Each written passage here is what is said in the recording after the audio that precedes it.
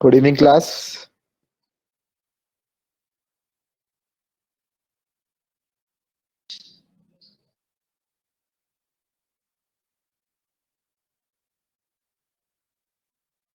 Good evening to all. How are you all? सब लोग कैसे हैं?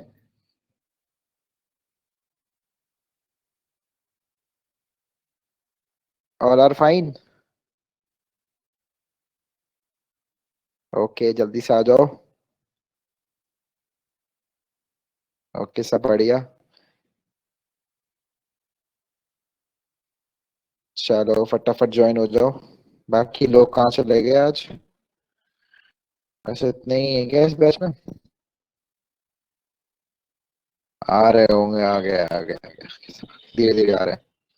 Very good evening to all. और सबकी होली कैसी रही? और are enjoying the Holi? Okay, चलो। थकान मिट गई सबकी होली की?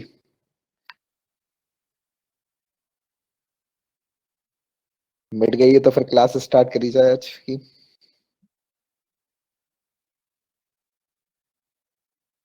अच्छा, क्या लिख रहे हैं सर?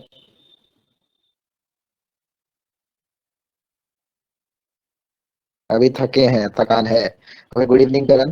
कोई बात नहीं, थकान मिटा लो आज पूरी। 31 तक वही थकान मिटा लो, फिर 1 तारीख से चालू हो जाना सब लोग।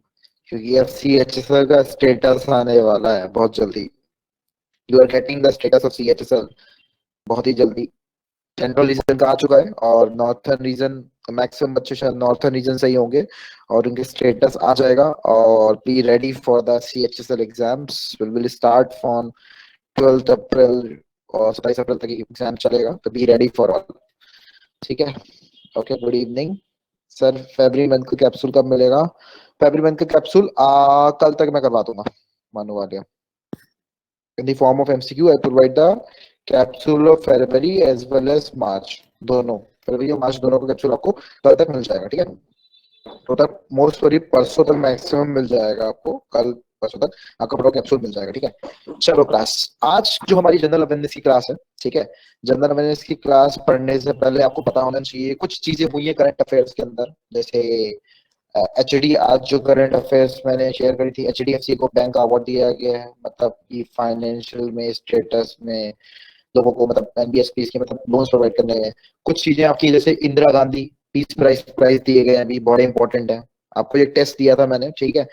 मैं आंसर की आपको कर दूंगा। आप लोगों ने कुछ ने मुझे आंसर भी शेयर करे थे, मैं भी आंसर चेक करूंगा, देखता हूँ जिन्होंने शेयर करा था। ठीक है। और आंसर की भी आपको फॉरवर्ड करूंगा उसकी। ठीक है। जो टेस्ट आपको दिया था जनरल अवेयरनेस का और करंट अफेयर्स का टेस्ट दिया था। ठीक है। लैपटॉप थोड़ा इशू आ गया था मेरे में, ठीक है, इसलिए मैं क्लास नहीं ले पाया था आप लोगों की। ठीक है। Now it is okay everyone. ठीक है। तो चलो, इसलिए मैंने करंट अफेयर्स की कोई सारी सब चीजें शेयर करी थी आपको। ठीक है। चलो क्लास क्लास स्टार्ट करते हैं। तो क्लास आज का जो हमारा टारगेट है, वो स्टार्टिंग का टॉपिक है जिसको बोलते हैं हम लोग फाइनेंशियल मार्केट। क्या बोलते हैं? फाइनेंशियल मार्केट बोलते हैं। तो आज का टॉपिक हमारा स्टार्ट होगा फाइनेंशियल मार्केट से। देखो, फाइनेंशियल मार्केट का मतलब क्या होता है? वित्तीय बाजार होता है। वित्तीय बाजार का मतलब क्या होता है? जो पैसा है, जो पैसा है, जो वेल्थ है, उसको कैसे इस्तेमाल करना चाहिए, उसके लिए क्या क्या टूल्स होते हैं बेसिकली। ठीक है। और कौन इसमें बेसिकली आपका इंपॉर्टेंट रोल प्ले करता है आपका। हाँ, प्लानिंग कमीशन कंप्लीटेड है दर्शक। प्लानिंग कमीशन कंप्लीटेड है, जो आपको मैंने पीडीएफ दी थी, बस उतना पढ़ लो अब बहुत है। क्योंकि मेन जो था वो 8th ईयर प्लान था, 8 9th ईयर प्लान तक ही मेन था। मैक्सिमम 10 तक, 11th में जो होता है वो बिल्कुल सेम ही होता है, कि वहां से नीति आयोग आ जाता है। ठीक है। उतना प्लानिंग कमीशन के लिए बहुत सफिशियंट था जितना मैंने आपको पढ़ाया था आपके एग्जामिनेशन के बेसिस पे। कि केवल उसमें टारगेट याद करना है और क्या क्या चीजें हुई थी, वो इतना मोर देन सफिशियंट है। क्योंकि वही जो 10th ईयर प्लान तक है, यस गुड इवनिंग रवनीत, वहीं तक इम्पोर्टेंट है। ठीक है। उसके बाद से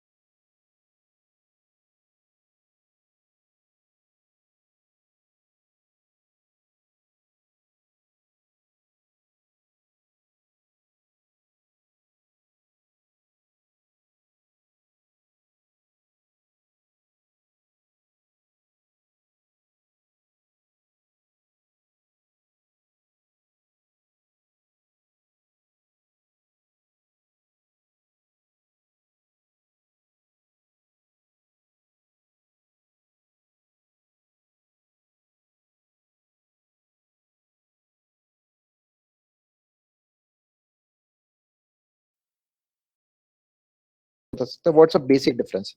वो पीडीएफ में मेंशन नहीं है, इसने आपको बोला कि आप अपनी कॉपी पेन्स को लेके बैठना, ठीक है। What's a basic difference, is my voice is audible to all ना? What's a basic difference between monetary market and capital market? जल्दी से बेसिक सा डिफरेंस बताओ मुझे। एक बेसिक सा डिफरेंस होता है, यस सर। ओके, डिफरेंस बताओ दर्शना, कोई बात नहीं, वॉइस वर्डेबल है, बस समझ में आ गया।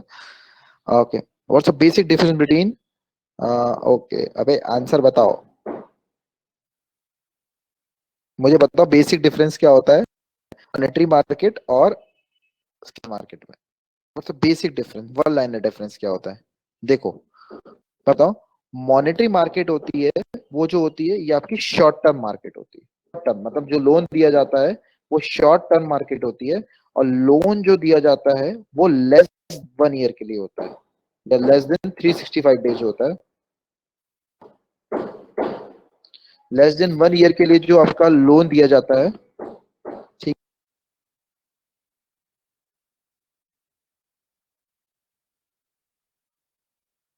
लेस देन के लिए 1 के लिए जो ईयर से लोन दिया जाता है वो शॉर्ट टर्म लोन होता है, वो आता है आपके मॉनेटरी मार्केट के अंदर। और जो आपकी कैपिटल मार्केट होती है उसमें लोन दिया जाता है मोर देन 1 ईयर के लिए, जो लोन दिया जाता है वो दिया जाता है आपके, वो आपकी कैपिटल मार्केट के अंदर आता है। तो शॉर्ट टर्म जो लोन दिया जाता है लेस देन 1 ईयर के लिए, वो मॉनेटरी मार्केट के अंदर आता है। और कैपिटल मार्केट के अंदर लोन जो होता है 1 ईयर से ज्यादा के लिए दिया जाता है, मतलब 365 डेज या 360 डेज, अगर वो लीप ईयर के बेसिस पे होता है। अगर लोन ज्यादा दिया जाता है तो वो आपकी आता है आपकी लॉन्ग टर्म मार्केट। तो बेसिकली कैपिटल मार्केट क्या है, हमारी लॉन्ग टर्म मार्केट होती है, और ये जो होती है मॉनेटरी जो पॉलिसीज जो होती है मॉनेटरी मार्केट होती है, ये शॉर्ट टर्म के लिए होती है। तो ये सबको क्लियर हुआ कि मॉनेटरी पॉलिसी कौन रेगुलेट करता है, कौन बनाता है, मॉनेटरी मार्केट को कंट्रोल कौन करता है, और कैपिटल मार्केट को कौन करता है, और दोनों के बीच में क्या बेसिक डिफरेंस होता है। तो दोनों के बीच में बेसिक डिफरेंस ये है कि वो शॉर्ट टर्म के लिए होता है मॉनेटरी मार्केट, और जो आपका कैपिटल मार्केट होती है लॉन्ग टर्म के लिए होती है, मोर देन 365 डेज के लिए आपकी होती है, वो कैपिटल मार्केट होती है। तो it's it clear to all? If it's clear to all तो please return clear, otherwise any problem तो बताओ मुझे। केवल एक कॉपी पेन लेके सब बैठना, ठीक है, तब चीजें ज्यादा क्लियर होंगी आपको यहाँ पे, ठीक है। क्लियर है ना? देखो, फाइनेंशियल मार्केट दो तरह की होती है, कैपिटल मार्केट और मॉनेटरी मार्केट, इस तरीके से आपकी होती है, ठीक है। क्लियर है सबको? ये लॉन्ग टर्म के लिए होती है, ये शॉर्ट टर्म के लिए होती है, ये लॉन्ग टर्म के लिए होती है। इसको कंट्रोल करता है आरबीआई, कंट्रोल करता है इसको। कौन कंट्रोल करता है इसको? आरबीआई कंट्रोल करता है। और इसको कौन कंट्रोल करता है? अच्छा, ये जो होती है मॉनेटरी पॉलिसी जो होती है शॉर्ट टर्म के लिए होती है, मॉनेटरी मार्केट जो होती है वो शॉर्ट टर्म के लिए होती है, इसको कंट्रोल करता है आरबीआई। इसको कंट्रोल कौन करता है? आरबीआई कंट्रोल करता है। आर बी आई जो होता है इसको कंट्रोल करता है, ठीक है। और इसको कौन कंट्रोल करता है? इसको से भी कंट्रोल करता है। इसको कौन कंट्रोल करता है? इसको से भी कंट्रोल करता है आपका, ठीक है। ये ठीक है। तो ये चीजें हैं बेसिकली, ये बेसिक डिफरेंस आपका होता है, ठीक है। ओके, आफ्टर दैट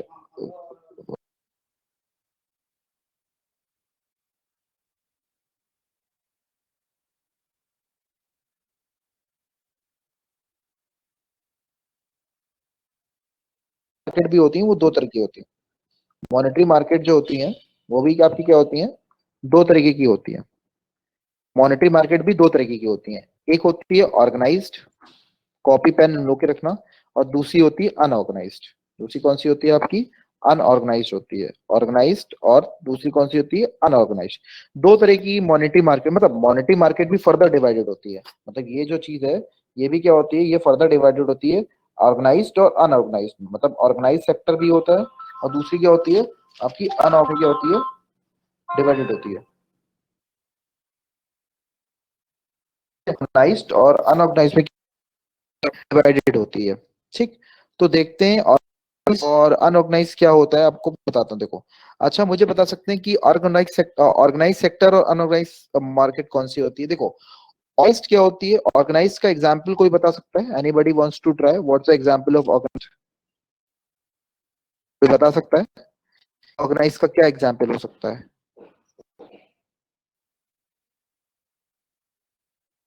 ऑर्गेनाइज्ड का जो एग्जांपल है, my voice is audible to you? पहले तो ये बताओ, ऑडिबल है वॉइस? हाँ ठीक है। हाँ बॉन्ड्स हो सकता है, ऑर्गेनाइज में बिल्कुल बॉन्ड होगा, बिल्कुल। ऑर्गेनाइज में एक इंस्टीट्यूशन का नाम बताओ जो ऑर्गेनाइज होता है। ऑर्गेनाइज में जो बेस्ट एग्जाम्पल है वो बैंक।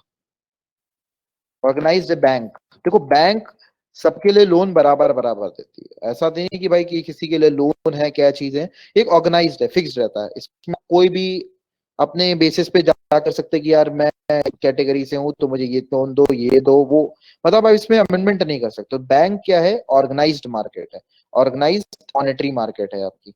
और जो अनऑर्गेनाइज्ड होता है, अनऑर्गेनाइज्ड जो होती है, जो बिल्कुल ऑर्गेनाइज्ड वे में नहीं होती, इसके लिए होते हैं हमारे आपके जो होते हैं लोकल लैंडर्स। लोकल लैंडर्स, हाँ, जॉब कंपनीज देती हैं। हाँ बेसिकली आप देखो, जॉब वो भी आपका ऑर्गेनाइज और अनऑर्गेनाइज जॉब देती हैं, वो भी एक ऑर्गेनाइज सेक्टर है। और दूसरे कहते हैं लोकल लेंडर्स। अब क्या हो, जैसे कोई साहूकार वगैरह होते थे बैंक, जब पुराने टाइम में क्या होते थे, साहूकार वगैरह होते थे। तो साहूकार के पास अगर आप जाओगे तो उसके बेसिस क्या होते हैं, अमेंडमेंट कर सकते हो। नहीं यार देखो आज मैं लोन नहीं दे पाऊंगा, तो इतना लोन दे दो। वो कहेगा नहीं, वो अपने हिसाब से रेट डिसाइड करेंगे, उनकी मर्जी, उनकी प्रॉफिट एंड लॉस पे। लेकिन बैंक का क्या होता है कि एक ऑर्गेनाइज सेक्टर है। बैंक एक प्रॉपर ऑर्गेनाइज है। बैंक किसी की सुनती नहीं है। जो आरबीआई के इंस्ट्रक्शंस आते हैं उस बैंक फॉलो करती है। तो इसलिए बैंक क्या है, ऑर्गेनाइज्ड है। और जो आप जितने भी साहूकार वगैरह होते हैं, जो लोकल लैंडर्स होते हैं, ये all the local lenders are the unorganise sector. क्योंकि रेट्स कभी कोई फिक्स नहीं होते हैं। इनके जो लोन के जो इंटरेस्ट होते हैं, कितना इंटरेस्ट पे लोन देना है, कितना नहीं देना, ये फिक्स्ड नहीं होता। तो जितने भी लोकल लैंडर्स होते हैं, ये होते हैं, these are the unorganise sectors. ये अनऑर्गेनाइज्ड मॉनेटरी मार्केट के अंदर आते हैं। और जो ऑर्गेनाइज्ड होते हैं, ऑर्गेनाइज्ड में कौन आते हैं, आपके बैंक्स। बैंक्स क्या है, ऑर्गेनाइज्ड है। क्योंकि बैंक के अंदर एक कुछ ना रूल्स और रेगुलेशन है कि आपको अगर लोन देगा तो इन इंटरेस्ट पे आपको लोन मिलेगा, और इतने पे आपको ब्याज मिलेगा, इतने, ये सब चीजें क्या होती है, फिक्स्ड होती हैं। आप जानते हो ना बैंक में, तभी आप बैंक के पास क्यों जाते हो, बैंक की आप इसलिए तो पड़ी। पुराने टाइम पे भी ऑर्गेनाइज सेक्टर बहुत यूज होता है, साहूकार वगैरह होते थे। लेकिन ये नहीं रहते थे अपने हिसाब से, तो इससे नुकसान होता था लोगों को। वो अपना प्रॉफिट बनाते थे, लोगों को नुकसान आते थे, इसलिए बैंक को लाना पड़ा। बैंक की आवश्यकता पड़ी, क्योंकि बैंक क्या है, एक ऑर्गेनाइज सेक्टर है आपका। तो that is a basic difference between the organise sector and organise sector. या आप कह सकते हैं rules are same for all. Organise sector में क्या होते हैं, सबके लिए जो नियम कानून होते हैं वो सबके लिए सेम होते हैं। But unorganise rules and regulation are not same. Unorganise मतलब ऑर्गेनाइज्ड वे में ही नहीं आओ। तभी तो बोलते हैं कि ऑर्गेनाइजेशन अच्छी ज्वाइन करो। जैसे प्लूटस है, प्लूटस एक ऑर्गेनाइज्ड ऑर्गेनाइजेशन है आपकी, ठीक है। मतलब जो भी चीज होती है उसमें प्रॉपर रूल्स रेगुलेशन के साथ सब चीज होती है बेसिकली। अब कोई भी एरा गैरा, जैसे कोई भी कोचिंग सेंटर आजकल खुल जाते हैं, जैसे कोई भी, वो एक ऑर्गेनाइज वे में, वो ज्यादा अनऑर्गेनाइज सेक्टर बेसिकली। तो that is a basic difference between the organised and unorganised. जहां पे प्रॉपर रूल्स रेगुलेशन को फॉलो करा जाए, सबके लिए सेम हो रूल्स रेगुलेशन। ऐसा नहीं ये इसके चाचा का बेटा है, यहाँ पे नेपोटिज्म चल रहा है, ऐसा कुछ भी ना हो।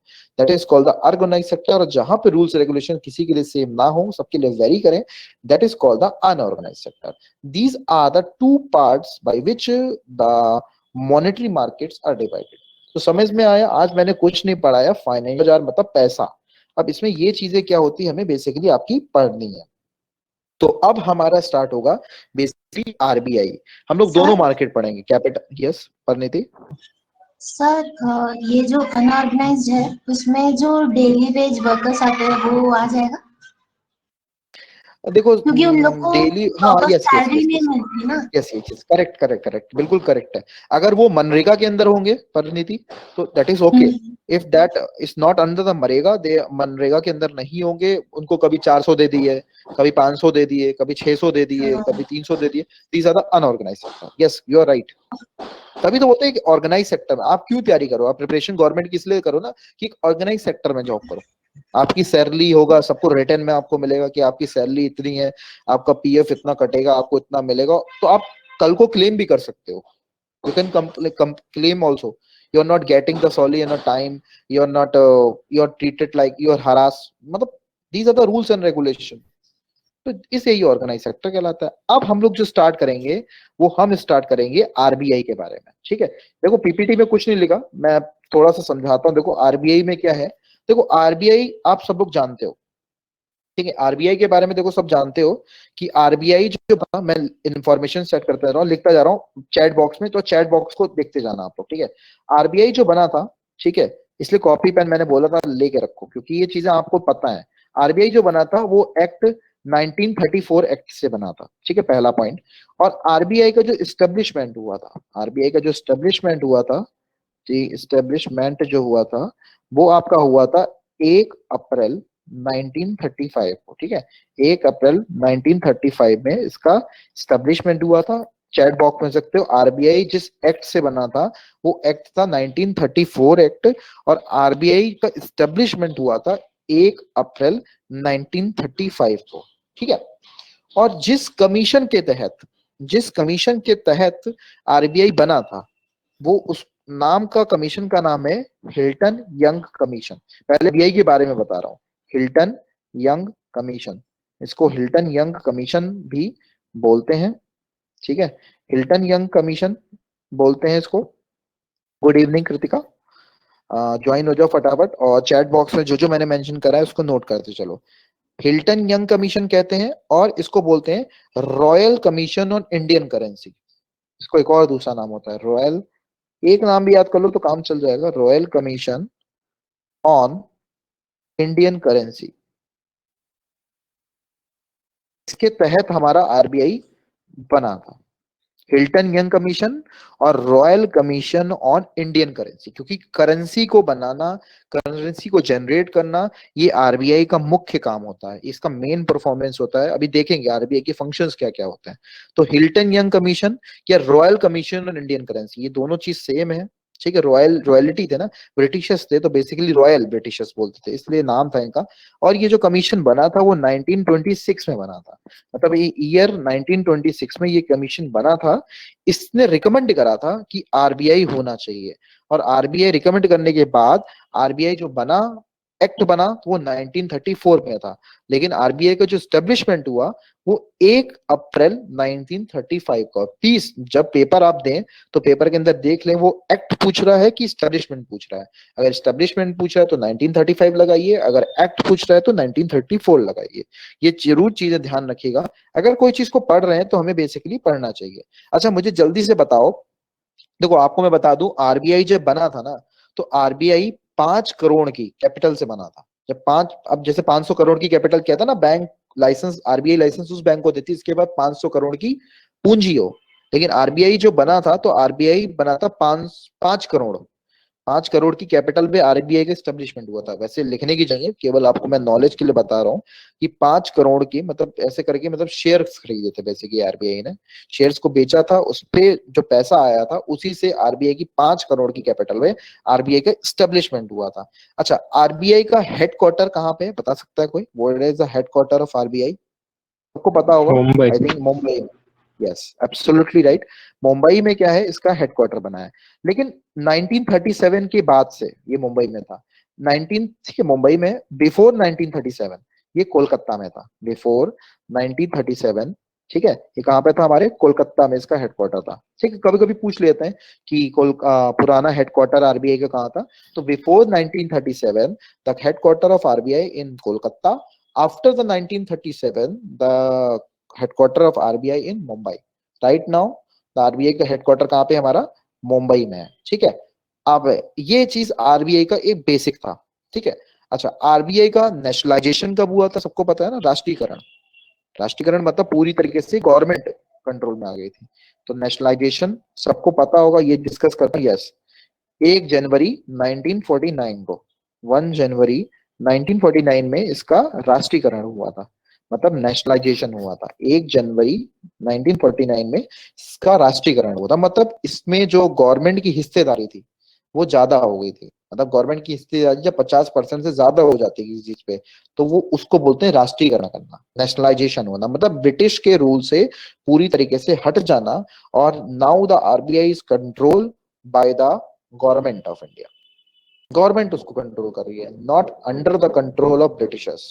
The RBI is under the control of government, that is a nationalisation. Nationalisation, राष्ट्रीयकरण, उसका 1949 में आपका हुआ था, ठीक है।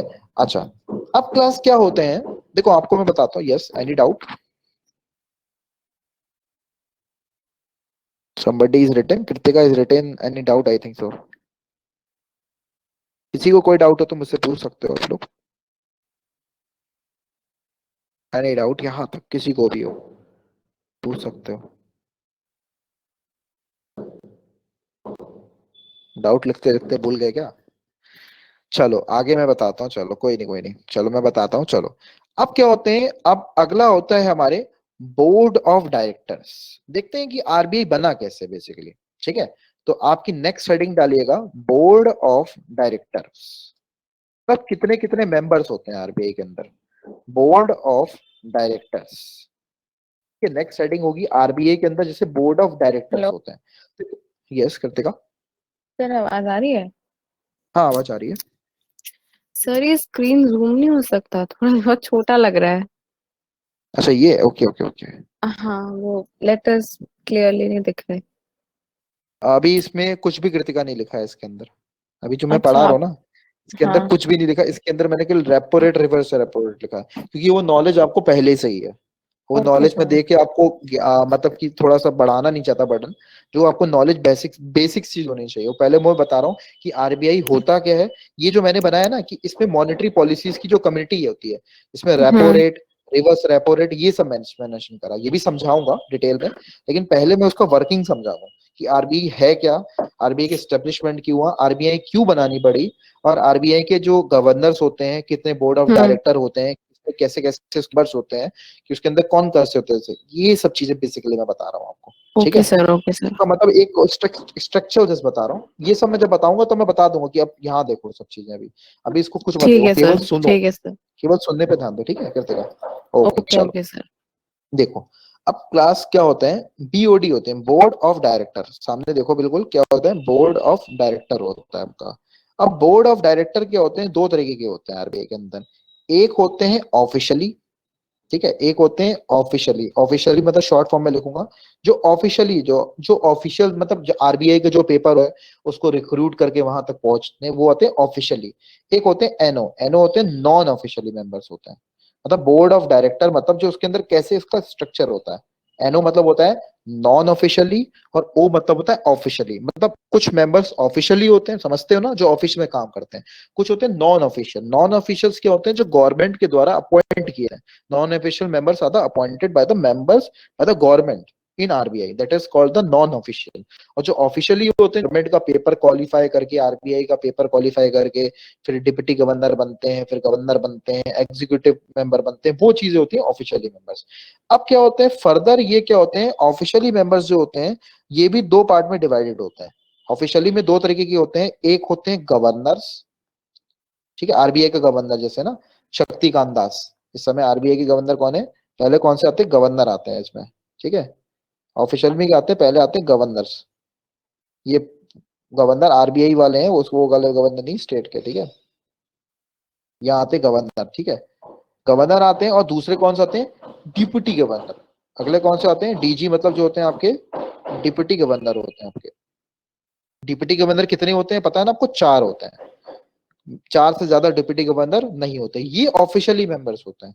गवर्नर और deputy governor are the official members. और डिप्टी गवर्नर्स कितने होते हैं आरबीआई के अंदर, चार। चार से ज्यादा डिप्टी गवर्नर आपके नहीं हो सकते, not more than four the deputy governor in RBI.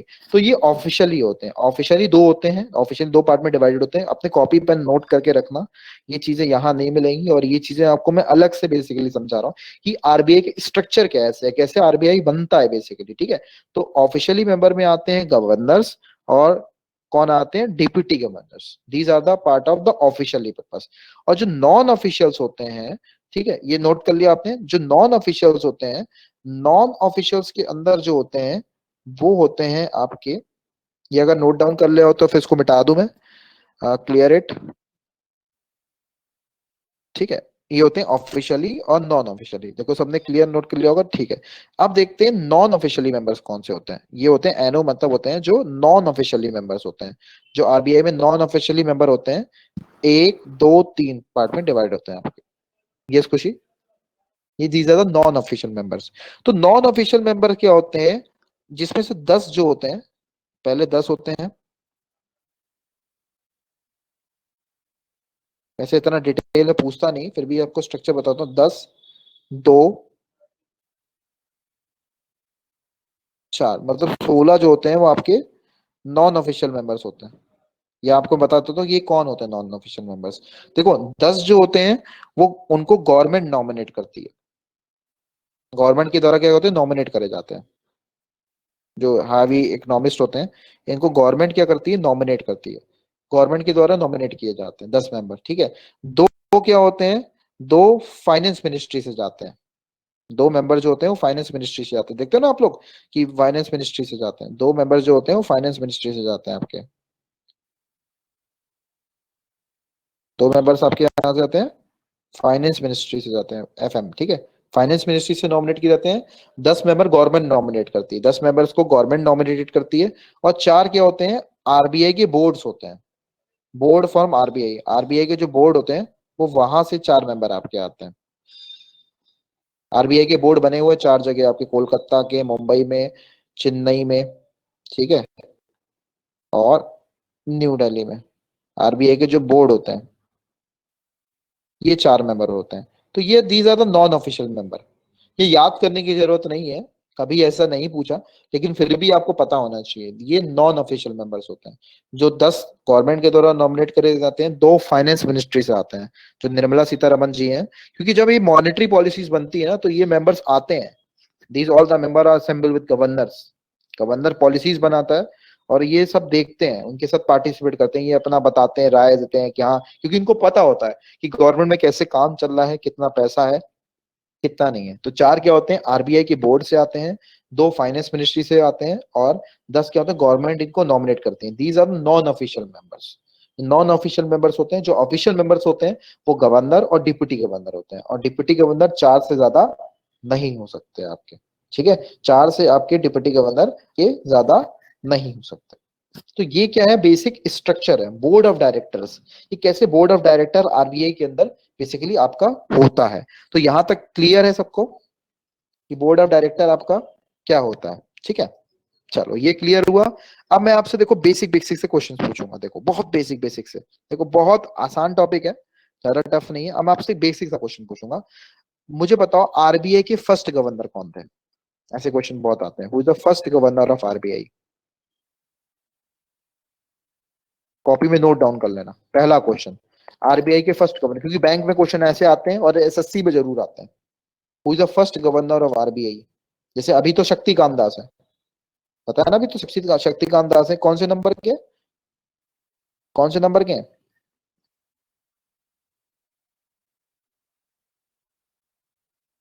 Okay very good. Osborne Smith जो थे वो फर्स्ट मेंबर थे आपके, फर्स्ट आरबीआई के गवर्नर थे, ठीक है। Osborne Smith, Osborne Smith is a first RBI governor, ठीक है। फर्स्ट इंडियन आरबीआई गवर्नर कौन थे, first Indian RBI governor. Basic basic से क्वेश्चन है, बहुत पूछे जाते हैं आपसे, जल्दी से बताओ फर्स्ट इंडियन आरबीआई गवर्नर। पहले ऑसबॉर्न स्पिन थे जो पहले इंडियन नहीं थे। पहले अगर इंडियन पूछा जाए जो आरबीआई के गवर्नर बने थे, वो the first Indian. I think सबको जानते होंगे, रितेश देशमुख को जानते हो? रितेश देशमुख के पर बाबा है, नहीं मजाक कर रहा हूँ। हाँ yes, CD Deshmukh, yes, CD Deshmukh, yes, Chintaman Deshmukh कहते हैं, यस। रितेश देशमुख याद आ गया ना था मुझे, तो मैंने बोला शायद वही हो, ठीक है। रितेश देशमुख ही नहीं है बस, ये मत सोचना मैंने मजाक में बोला था कि उनके पर बाप है, ठीक। हाँ, 3 गवर्नर एंड इंडियन फर्स्ट वाले, यस, ठीक है, बिल्कुल सही। CD Deshmukh is a first RBI governor, first Indian RBI governor. और पहले आरबीआई गवर्नर पूछे जाए तो ऑसबॉर्न स्मिथ। क्योंकि क्या होता है, कभी कभी ये क्वेश्चंस आपसे पूछ ले जाते हैं, ठीक है। यहां तक आपको क्लियर होगा। अब नेक्स्ट टॉपिक डालिए अपने कॉपी के अंदर, functions of RBI. Next topic क्या होगा, पहले बोर्ड ऑफ डायरेक्टर समझाया मैंने कि बोर्ड ऑफ डायरेक्टर कैसे बनते हैं, कैसे उसका स्ट्रक्चर होता है, कैसे ये चीजें होती हैं, इतना आपके लिए सफिशिएंट है। अगला लिखिएगा function of RBI. What is a function of RBI, देखते हैं आरबीआई के फंक्शंस कैसे कैसे होते हैं, मतलब आरबीआई की क्या कार्य होते हैं। आरबीआई इतना बड़ा सेंट्रल बैंक है, इसके क्या क्या फंक्शंस होते हैं ये पता आपको भी होगा। I know you know very well what is the function of RBI, but मैं आपको एक अच्छी सी लैंग्वेज में समझाऊंगा, एक प्रॉपर लैंग्वेज में समझाऊंगा। देखो, पहला पॉइंट, आरबीआई का जो पहला फंक्शन होता है, और कॉपी पेन में नोट करना, regulation of, yes, manage of small banks, very good, correct Deepti, regulation of all banks, सारी बैंकों का पिता है ये। पहला पॉइंट क्या लिखेंगे, रेगुलेशन ऑफ ऑल बैंक्स, जितनी भी हमारी बैंक्स हैं उनका पिता है पहले, सारी बैंकों को रेगुलेट करता है। अगर बैंकों को रेगुलेट मतलब बैंकों को अगर लाइसेंस, यस सर, करेंसी भी बनाता है, यस करेंसी बनाता है, लेकिन करेंसी अपने अकॉर्डिंग नहीं बनाता, करेंसी बनाने के लिए भी इसको बॉन्ड रखना पड़ता है। आपको बता दें दीप्ति, अगर करेंसी को छापनी होती है मतलब आरबीआई को, तो उसके पास बॉन्ड रखना पड़ता है गवर्नमेंट के पास, तब वो उतनी करेंसी छाप सकता है। ऐसा नहीं कि आरबीआई है तो पैसे दे धड़ाधड़ पैसे छपते चले जाएंगे, नहीं, इसके लिए बिल्कुल लिमिटेशंस होती है, क्योंकि अगर आरबीआई ज्यादा पैसा छापेगा तो आरबीआई बेसिकली पानी ज्यादा आएगा, यस, ओ सॉरी, आपका पैसा ज्यादा आएगा और मार्केट के अंदर, तो उससे इन्फ्लेशन ज्यादा बनेगा।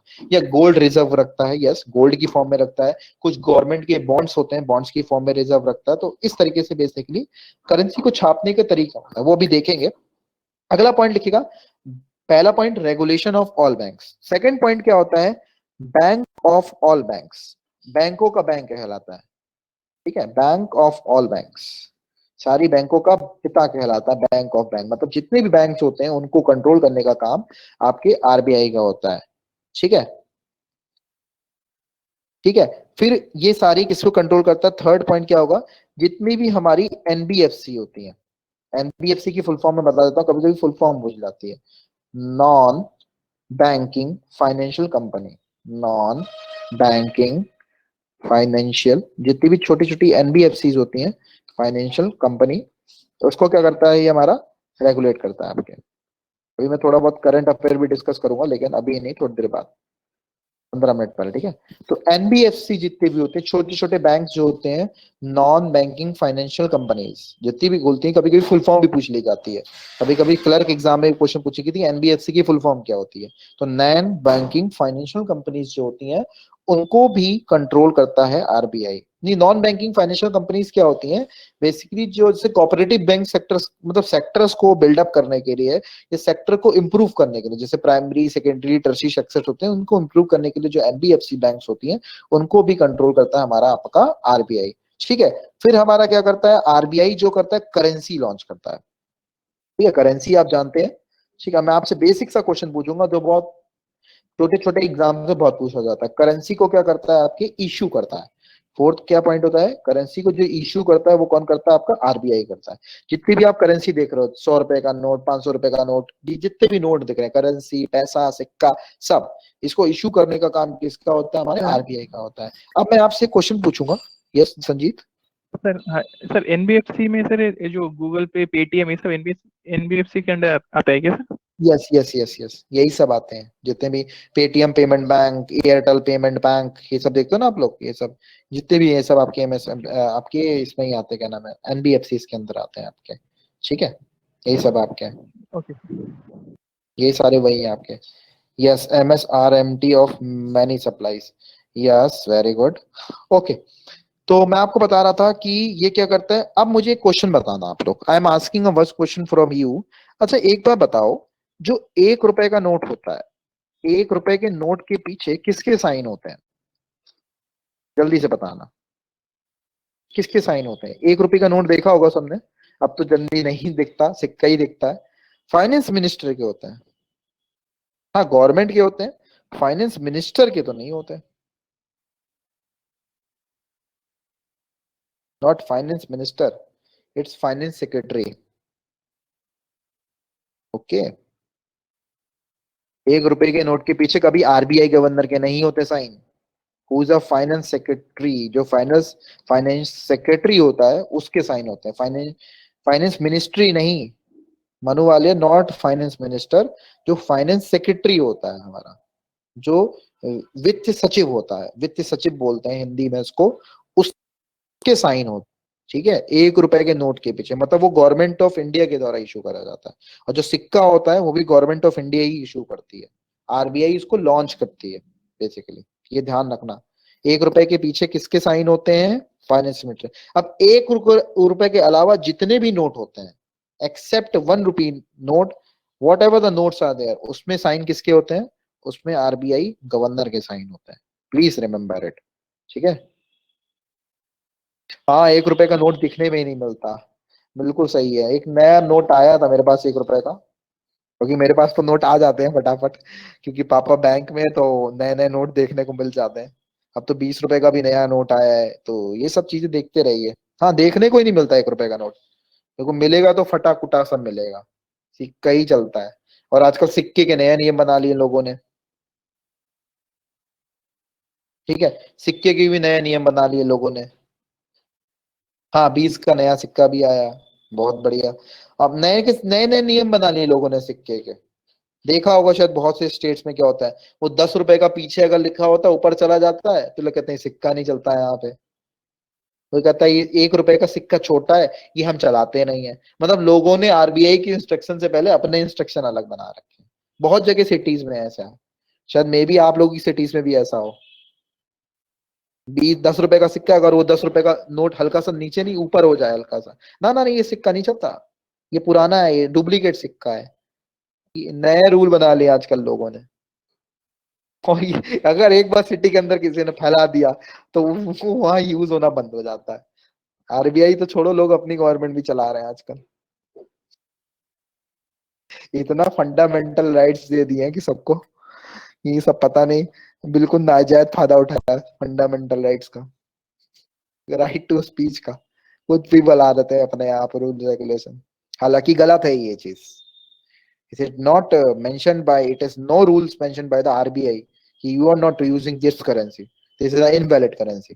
ये चीज गलत है बिल्कुल, लेकिन अब क्या करें यार, किससे लड़ाई लगे कितने। हाँ सर हमारा यहाँ तो 2 में चलता है सिक्का, 10 रुपए का सिक्का 7 रुपए में आया, 6 रुपए में चला गया। ओ माय गॉड यार, ये मतलब सिक्कों का भी इन्होंने ऐसा बना रखा है, सर 2000 पे पेंसिल चला रहे तो भी नहीं चलता। हाँ हल्का सा पेन, क्योंकि वो तो देखो गवर्नमेंट ने बोला है, DP it is said by the government की हल्का सा हल्का चल गया पेन ना चलेगा नहीं, करेंसी है बिल्कुल हल्की सी है। और 2000 का नोट अगर पे हल्का सा अगर साइन चल गया और कोई मना कर दे, दिल को बड़ी चोट पहुंचती है। इतना बड़ा नोट 2000 का है, किसने किसने दूर, मैंने एक बार मैं भी पेट्रोल डलवाने गया था, यही चीज हुई, जैसे मुझे दीप्ति ने, हल्की सी उसमें पेंसिल जली हुई थी, और मेरे पास कुछ भी नहीं था उस समय, मतलब मोबाइल मैंने चार्जिंग पे लगा रखा था, और मैं गया, वो बोलता ना भैया ये भी नहीं चलेगा, 2000 का नोट, इस पे साइन हो रखे हैं, पेंसिल चल रखी है, नहीं चलाऊंगा। मैंने बोला लेना है लो, वरना मैं जा रहा हूँ घर पे। हाँ देना मत लो, कि नहीं हुआ तो क्या हुआ, फिर बोला नहीं लूंगा, ये नहीं लूंगा, मैंने बोला कल सुबह आके दूंगा। बोलता ठीक है चलो दे देना, पैसे मत मान लेना, ये है वो है। तब 100-200 रुपए का पेट्रोल था ही 2000 का नोट, इतना डिफरेंसेस थे ठीक है, तो बस चल गया काम। वरना सबसे बढ़िया डिजिटल पेमेंट रहता है, ना कोई झाड़ ना कोई कुछ, सबसे बेस्ट डिजिटल पेमेंट में सबसे बेस्ट जो मुझे लगता है दैट इज फोन पे। I never face a problem phone पे, फोन पे मुझे सबसे बेस्ट लगता है, आई थिंक सो। फोन पे भी ठीक है, पेटीएम भी ठीक है, पेटीएम कभी कभी घपला कर देता है, देर से पैसे ज्यादा आते हैं, लेकिन फोन पे is a good safe and secure, and Google पे ऑल्सो, गूगल पे भी अच्छा है वैसे। ठीक है, तो ये चीज है बेसिकली, डिजिटल पेमेंट को थोड़ा ज्यादा फोकस करिए। अब मुझे एक क्वेश्चन बताओ जल्दी से, who is a 48 chief justice of India, हमारा नया चीफ जस्टिस कौन बनने वाला है 48वें नंबर का?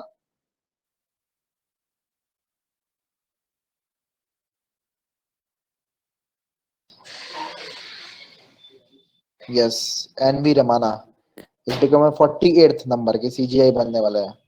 ठीक है, वेरी गुड। इसको याद करने का तरीका है ऐसे, नॉनवेज, अगर जो राम जी की पूजा करते हैं वो नॉनवेज ना खाएं, those who are worship Ram ji please don't eat nonveg. He belongs from Andhra Pradesh, Andhra Pradesh से बिलोंग करते हैं। ठीक है, तो आंध्र प्रदेश में बहुत काफी इंपॉर्टेंट चीजें हुई है। एक आज की करंट अफेयर में मैंने मेंशन करा है कि एक वाटर सप्लाई बनेगी, मतलब एयर का कोयसक को यूज करके पहले वाटर सेंटर खोला जा रहा है आपके आंध्र प्रदेश में, विशाखापट्टनम में। Yes, it is open in Visakhapatnam, ये न्यूज मैंने मेंशन करी है, ये न्यूज पेपर में आएगी। इंदिरा गांधी पीस प्राइज, याद कर लो 2019 और 2020 सीजीएल का क्वेश्चन है, कोई पेपर में रोक नहीं सकता। इंदिरा गांधी पीस प्राइज दिए गए हैं, बहुत सारे इंपॉर्टेंट क्वेश्चन हैं जो मुझे डिस्कस करने हैं, अभी डिस्कस करता हूं लेकिन आफ्टर द लेक्चर। बहुत सारे मेरे दिमाग में खटक रहे हैं क्वेश्चंस जो, और बहुत आने वाले क्वेश्चन पेपर में भी हैं। इंटेलेक्चुअल प्रॉपर्टी इंडेक्स आया है जिसमें भारत की रैंक 40 है, पता होगा आपको। और इंदिरा गांधी पीस प्राइज दिया गया है। अभी इंडिया ने गोल्ड मेडल जीते हैं, शूटिंग का वर्ल्ड कप हुआ है, उसमें टोटल मेडल इंडिया ने जीते हैं आपके शायद 21 मेडल जीते हैं आपके, 10 गोल्ड मेडल है उसके अंदर, आज मैंने मेंशन करा करंट अफेयर्स में। ठीक है, इंडिया ने सीरीज हरा दी आपके उसके इंग्लैंड को। ठीक है, और कई भी स्पोर्ट्स में और भी न्यूज हुई है आपकी। ठीक है, तो ये न्यूज़ें हैं तो देख लेंगे पहले, तो इसको बेसिकली आप लोग समझ लीजिएगा। ठीक है, अच्छा, और बाकी जितने भी नोट होते हैं एक्सेप्ट 1 रुपए के अलावा जितने भी नोट होते हैं, चाहे वो 2 रुपए का नोट हो, 5 रुपए का नोट हो, 100 रुपए का नोट हो, 500 का, 2000 का, कितने का भी हो, उस पे जो साइन होते हैं वो आरबीआई गवर्नर के होते हैं, ये ध्यान रखिएगा। केवल 1 रुपए में पे जो साइन होते हैं वो फाइनेंस सेक्रेटरी के होते हैं, वित्त सचिव के होते हैं, बाकी सब पे नोटों पे साइन आरबीआई गवर्नर के होते हैं। प्लीज ये ध्यान रखिएगा ध्यान से। और 1 रुपए का नोट गवर्नमेंट ऑफ इंडिया के द्वारा इशू करा जाता है। ऐसा इसलिए होता है बेसिकली, जो आरबी जो 1 रुपए का नोट बेसिकली, या स्यूज कनाल वाला भी हुआ है आपका, सूज कनाल का जो स्टक हो गया था आफ्टर द 6 आवर, मतलब आपका जो स्टगिंग थी वो आपकी रिमूव हो गई और they successfully start it's working and start migrating. हाँ, ऐसा क्यों, देखो यश, बेसिकली ऐसा इसलिए हुआ था क्योंकि जनरली जो 1 रुपए की करेंसी थी वो सबसे पहले आई थी। 1 रुपए की करेंसी, रीजन हो सकता है 1 रुपए की करेंसी जो थी वो सबसे पहले आई थी, और उस समय बेसिकली आरबीआई का स्टेब्लिशमेंट ना हुआ हो। उस समय जो सबसे ज्यादा जितना भी बैंकिंग सेक्टर का जितना भी रेगुलेशन होता हो, या जितना भी जस्टिस का या लोन देन का जितना भी होता हो, वो आपके बैंक आरबी उससे होता हो, गवर्नमेंट ऑफ इंडिया उस पर कंट्रोल करती हो। तो उसमें उस समय केवल वित्त सचिव की रिक्वायरमेंट ज्यादा होती हो, आरबीआई एस्टेब्लिश ना हो, तो may be it is a reason Yash, it's may be a reason. At that time when the note of 1 rupee note is published or printed, at that time there is no RBI institution is there at that time. It may be a reason that on that case on 1 rupee note there is a sign of finance secretary rather than the governor of RBI. ऐसा कुछ हो सकता है, may be यही reason होना ही चाहिए, क्योंकि अगर होता तो ऐसी चीजें होती। 1 रुपए का नोट बहुत पुराना है यार, बहुत पुराना है। पहले 1 रुपए के नोट पे किसान बना होता था, ट्रैक्टर बना होता था, देखा होगा आप लोगों ने। बहुत पुराने पुराने नोट आते थे, 1 रुपए के सिक्के भी कई सारे होंगे आपके। ठीक है, लेकिन अब तो कुछ है नहीं। अच्छा, अब बैंकिंग को लाइसेंस देना भी आरबीआई का काम है। ठीक है, अगला जो फंक्शन है आरबीआई को बैंकिंग को लाइसेंस देना। आप देख रहे हो ना, बैंकिंग को लाइसेंस कौन देता है? आरबीआई देता है।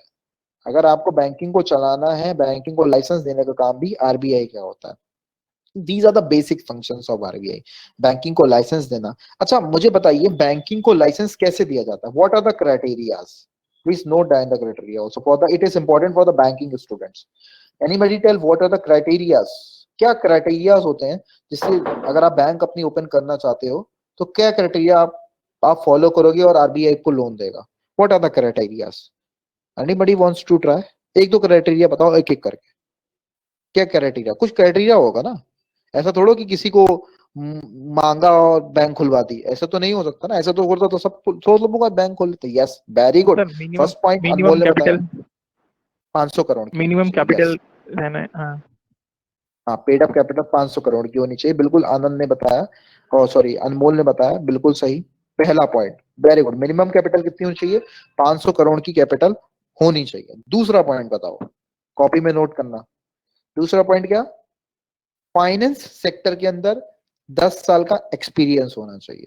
मतलब उस कंपनी को अंदर अगर वो बैंक खुलने जा रही है तो 10 साल उसका बिजनेस होना चाहिए। जैसे चीफ जस्टिस बनते हो ना सुप्रीम हाई कोर्ट से सुप्रीम कोर्ट के, 10 साल का एक्सपीरियंस चाहिए होता है।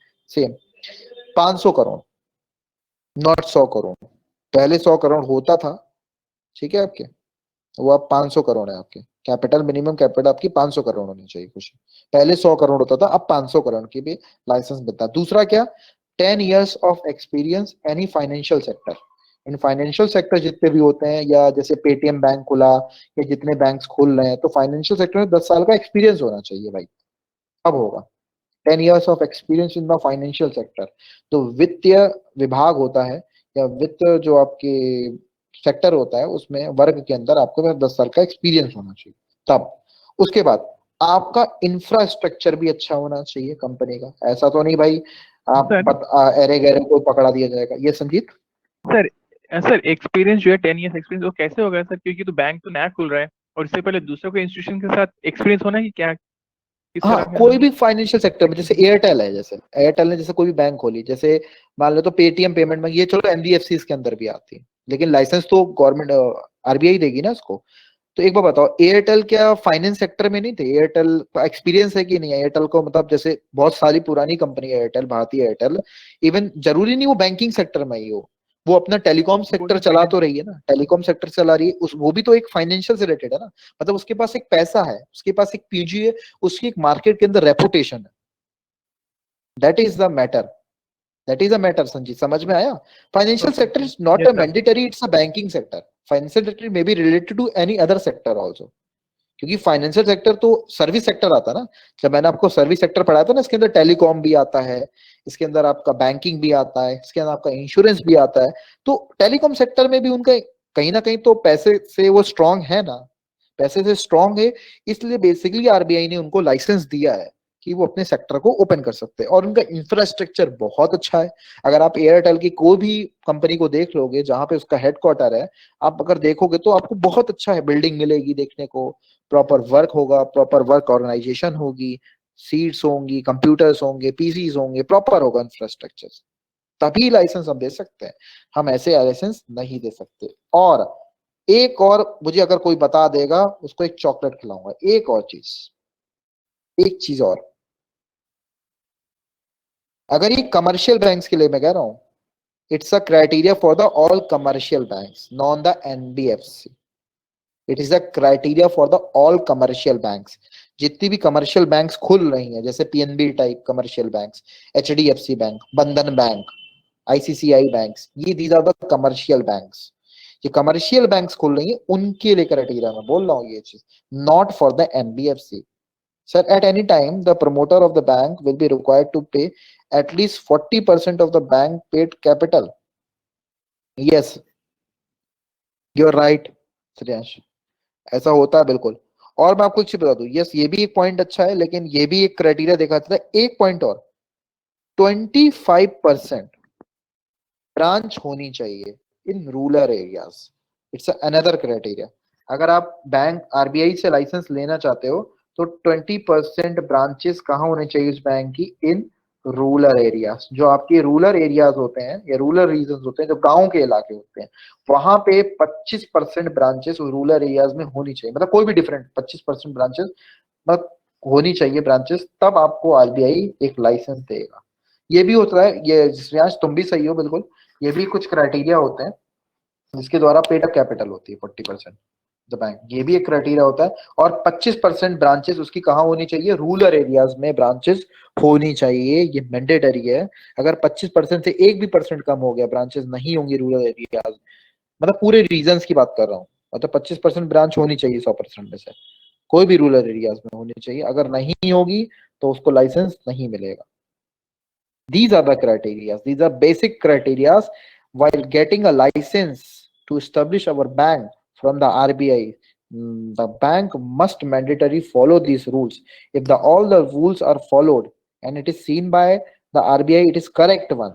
Then that case, the RBI provide the license to that bank to start their services in their various regions. These are the basic criteria. If any bank want these are the basic criteria for the all commercial banks who want to open its services in the any sector. These are the basic criteria, have to follow it. अगर RBI इसको देखेगा, जैसे share market के अंदर, share market के अंदर सेबी देखता है कि सेबी ऐसे नहीं शेयर बेच देते। ऐसा नहीं कि आप आए मार्केट के अंदर अपने शेयर बेच दिए, अपने हिसाब से चल दिया। सब चीज ऑर्गेनाइज वे में चल रही है, नथिंग इज नॉट अनऑर्गेनाइज, तभी तो ये जस्टिस मिल रहा है प्रॉपर। तो ये चीजें बेसिकली ध्यान रखिए। These are the basic tools, these are the basic functions lender of last resort भी बोलते हैं इसको, बैंक को, आरबीआई को बोलते हैं लैंडर ऑफ लास्ट रिजॉर्ट बोलते हैं। बताएंगे क्योंकि लोन देता है RBI, repo rate, reverse repo rate, इस पे लोन प्रोवाइड करता है, इसलिए लैंडर ऑफ लास्ट रिजॉर्ट भी बोलते हैं इसको, LOLR, lender of last resort.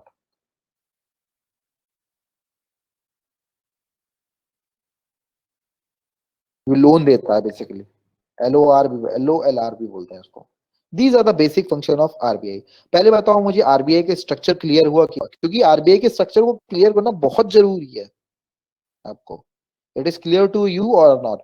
Monetary policies बनाता है, शॉर्ट टर्म मार्केट होती है, 1 साल से कम के लिए लोन दिया जाता है, उसको आरबीआई कंट्रोल करता है।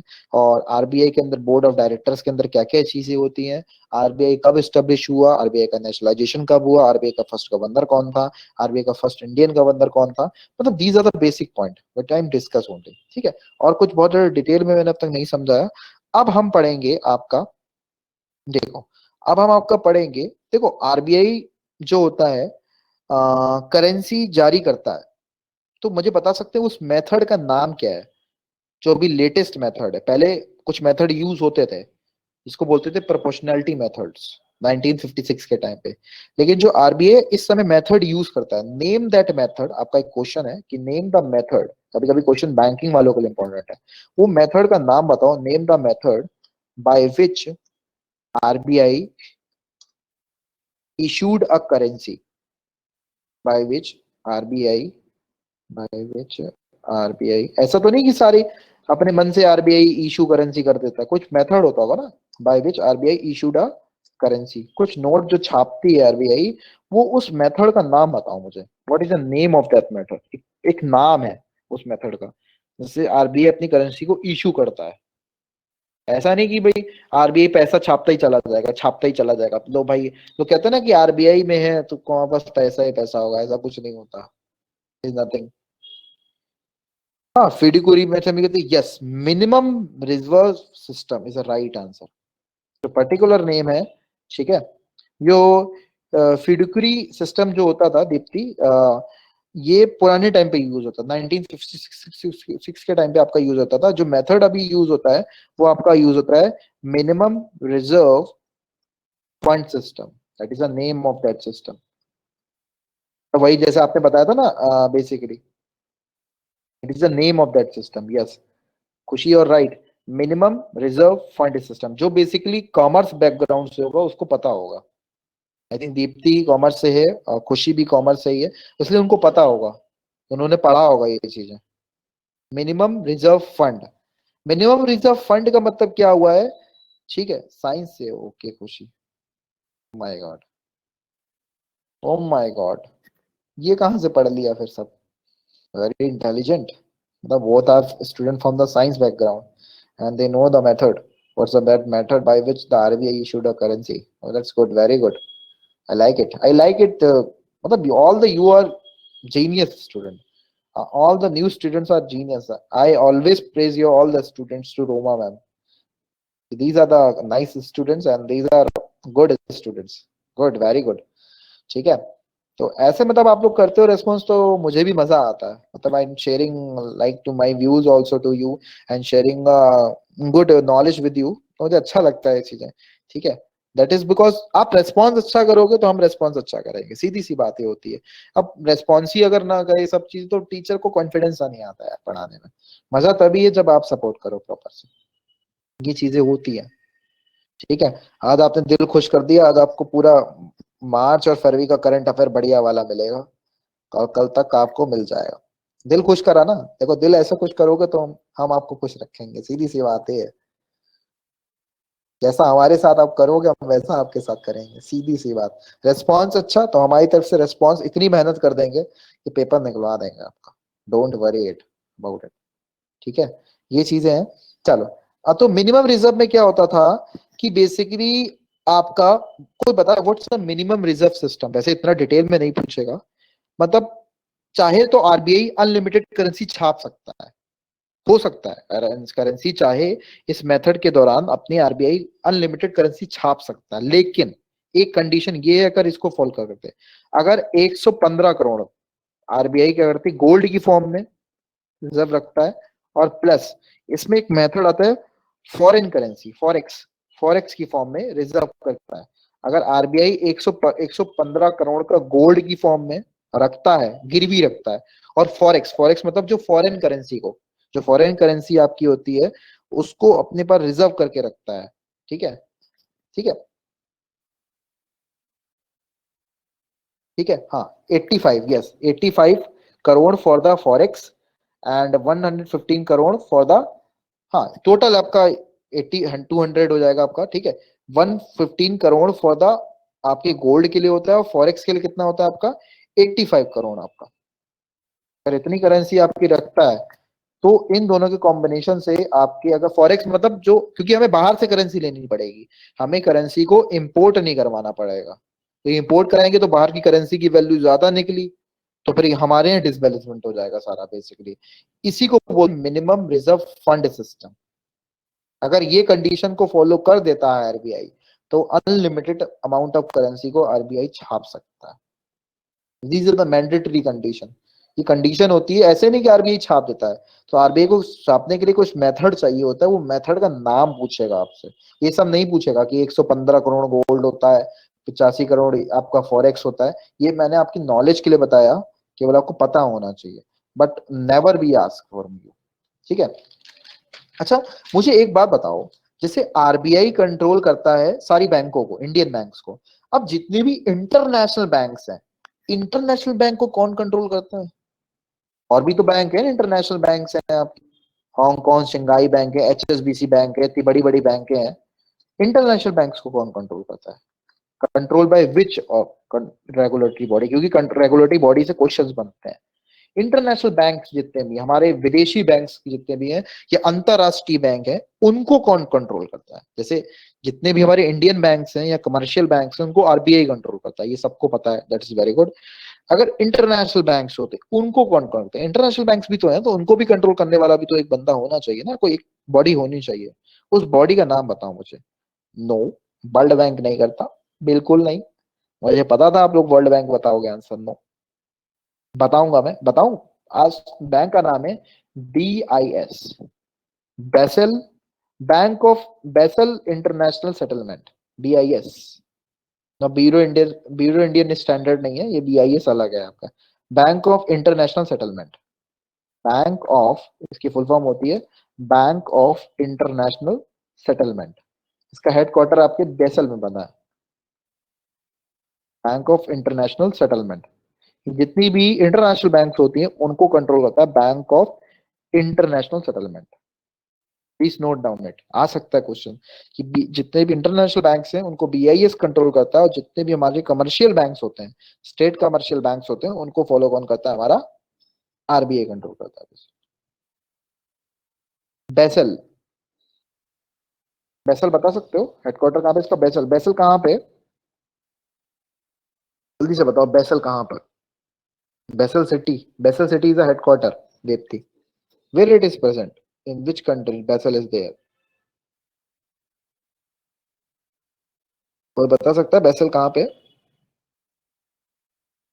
Switzerland, very good, absolutely right, Switzerland में आपका Basel is a city in Switzerland, where is a BIS headquarter is present. Okay Deepti, ठीक है, तो ये चीज होती है।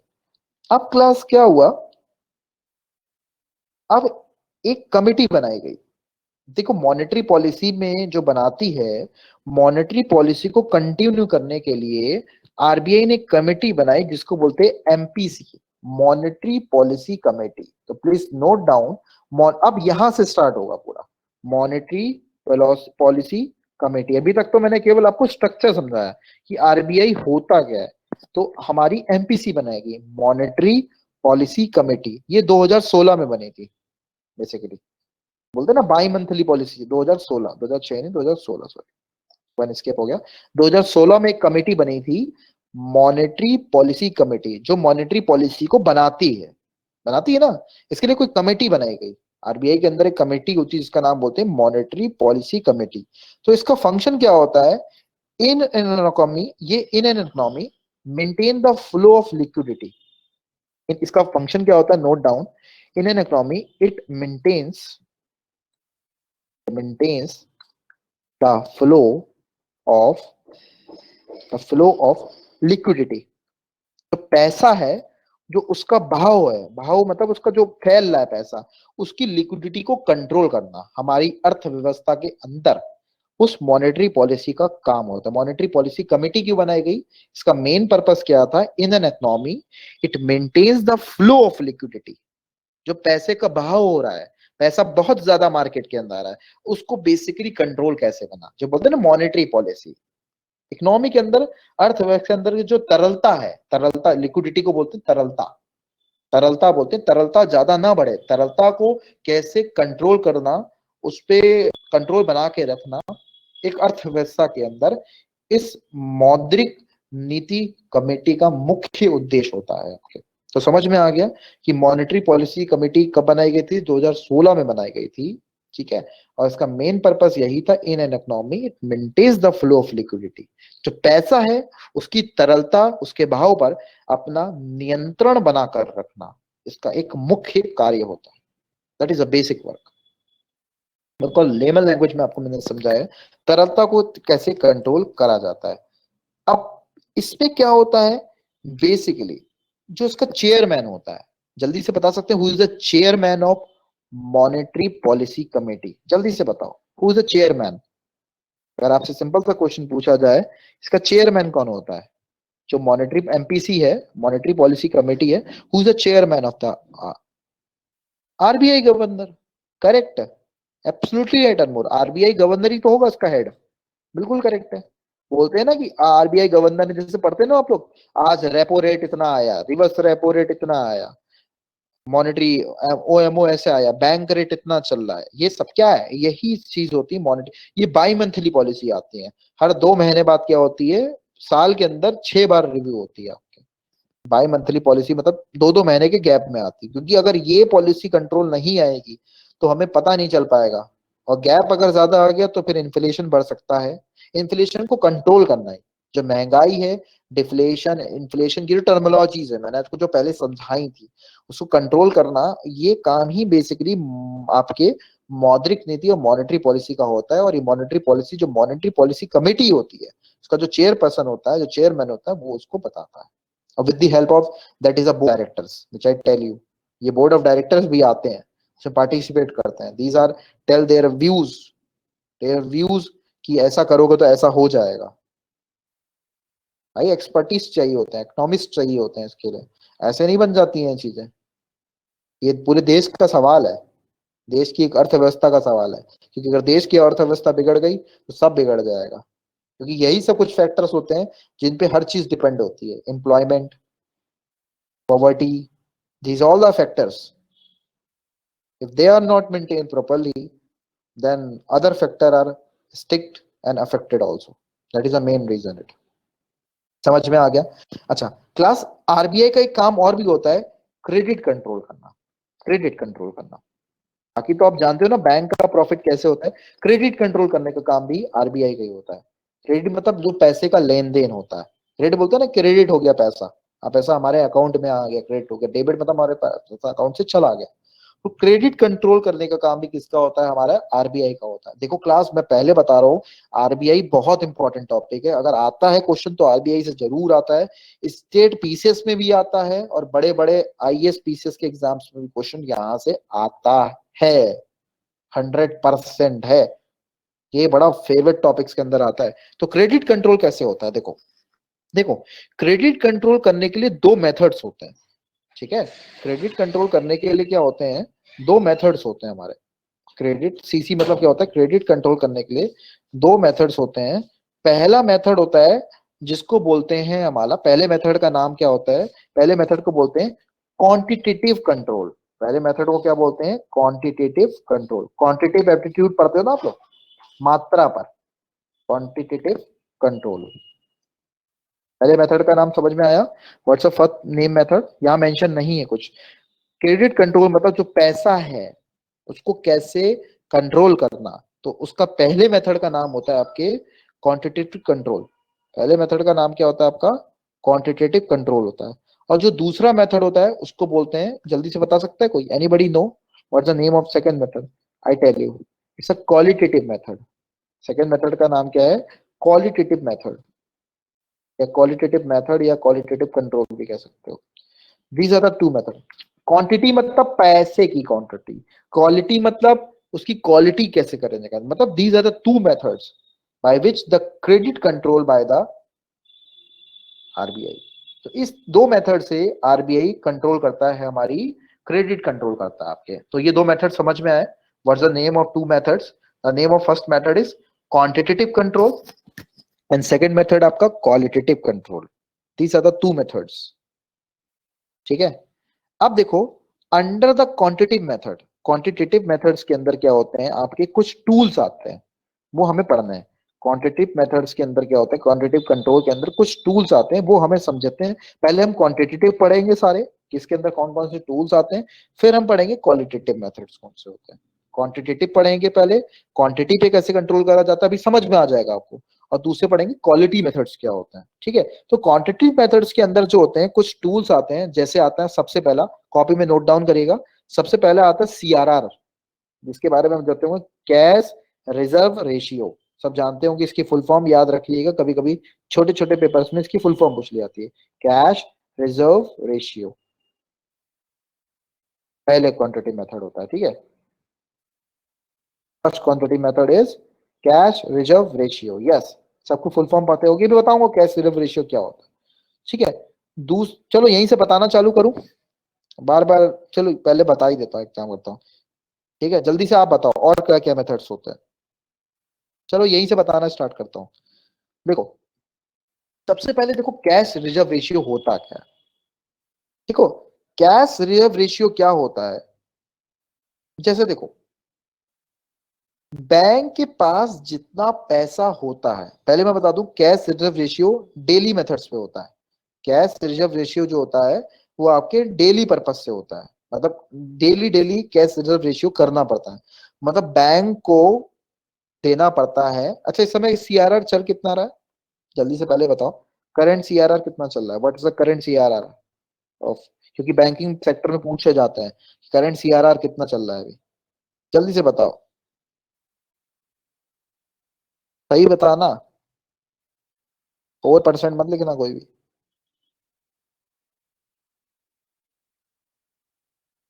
बैंकिंग वाले बताएंगे what is the current CRR, फिर मैं समझाऊंगा सीआरआर क्या होता है। पक्का दीप्ति ने सही लिखा 3%, या एनीथिंग एल्स? दीप्ति सोच लो,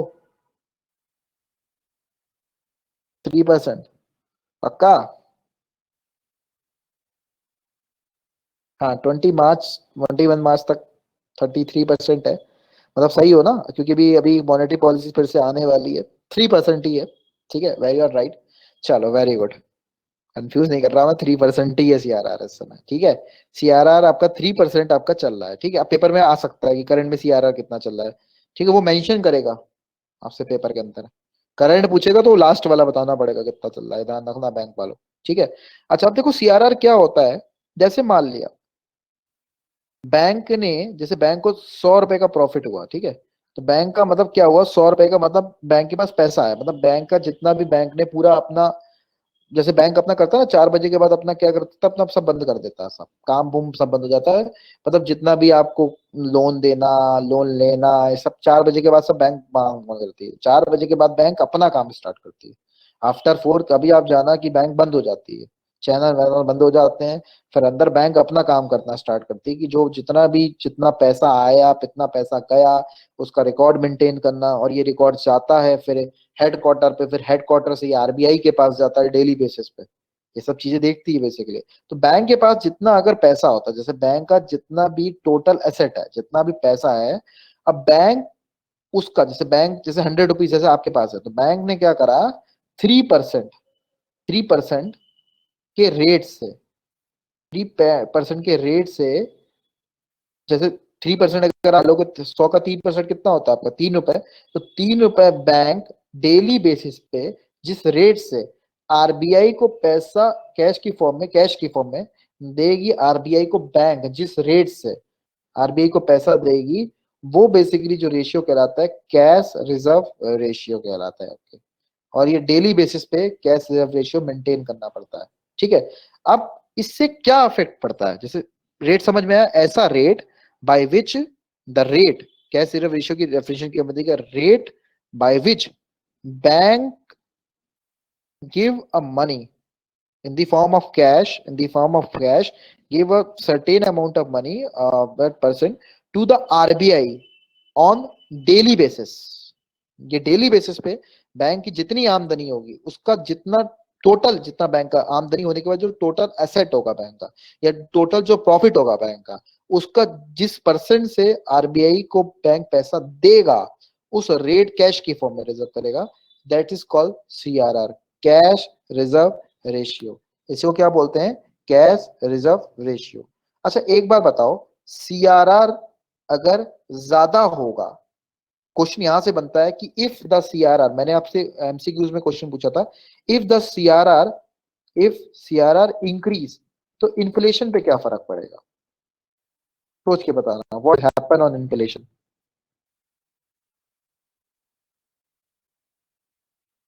अगर सीआरआर इंक्रीज होगा तो इन्फ्लेशन घटेगा कि बढ़ेगा, क्योंकि ऐसे क्वेश्चंस बनते हैं यहां से।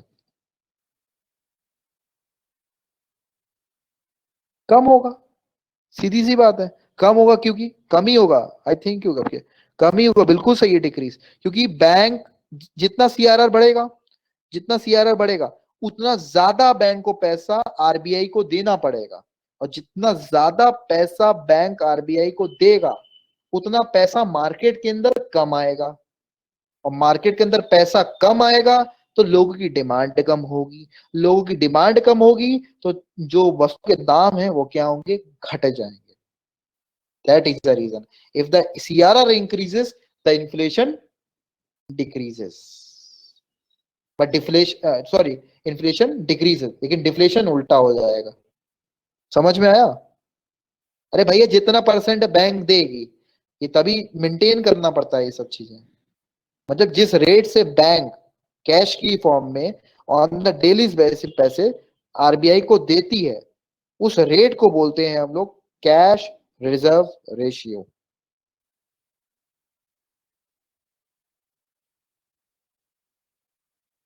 ये सीआरआर डिसाइड करता है जो आपके मॉनेटरी पॉलिसी कमेटी बनती है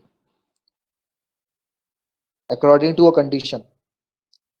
Deepti, CRR is decided by the monetary policy committee and which and declare by the RBI governor, and वो बढ़ता है क्यों सर, वो डिपेंड करता है कि मार्केट के अंदर इन्फ्लेशन कैसे बढ़ रहा है घट रहा है, उस पर डिपेंड करता है वो, दीप्ति।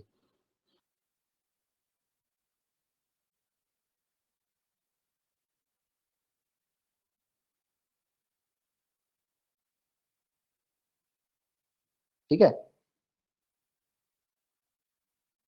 हाँ, इन्फ्लेशन डिपेंड करता है सीआरआर पे, सीआरआर के रेट पे डिपेंड करता है ना, सीआरआर का किस तरीके से बैलेंसिंग होगी उस पे अफेक्ट इन्फ्लेशन पे कैसा पड़ेगा, वो मार्केट की कंडीशंस को देखना पड़ता है, तभी तो बोला इसको। हाँ मतलब एक दूसरे पे दोनों डिपेंड करते हैं, yes, both are directly proportional to each other, they are dependent on each other. ठीक है, चलो अब मुझे कुछ क्वेश्चंस पूछने दो। ठीक है, मैं तुमसे क्वेश्चन पूछने जा रहा हूँ करंट अफेयर्स के, छोड़ो इसको बंद करो, और करंट अफेयर के कुछ क्वेश्चन पूछने वाला हूँ। ठीक है, बी रेडी फॉर इट। ठीक है, करंट अफेयर्स के लिए रेडी हो ना सब लोग? जरा मुझे क्वेश्चंस मोबाइल से देख लेंगे तो फिर पूछता मैं तुमसे भी, करना रखे मैंने ना। चलो बी रेडी ऑल ना,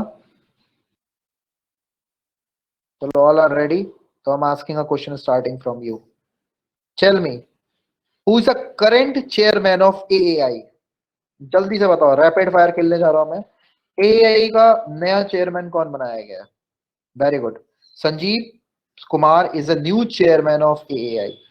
ठीक है, एयरपोर्ट अथॉरिटी ऑफ इंडिया के जो नए चेयर बनाए गए हैं वो संजीव कुमार। इसका हेड आपका कहाँ पे है, जल्दी से बताओ, एआई का हेडक्वार्टर? न्यू दिल्ली, यस, सफदरगंज, न्यू दिल्ली में उसका हेडक्वार्टर बना हुआ है।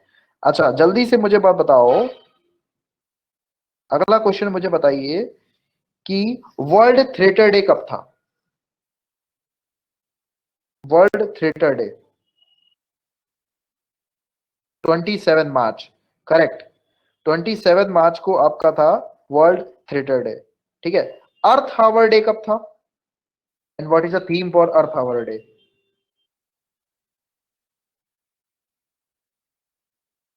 अर्थ आवर डे बनाया गया था 27 तारीख को ही था earth hour day. What is the theme for it?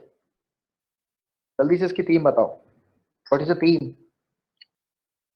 मैं निपटा दूंगा 12 मिनट में सब। What is the theme? जल्दी से जल्दी बताओ। Climate change to save earth. Theme क्या है? Climate change to save earth. Yes, climate action नहीं, क्लाइमेट चेंज टू सेव अर्थ।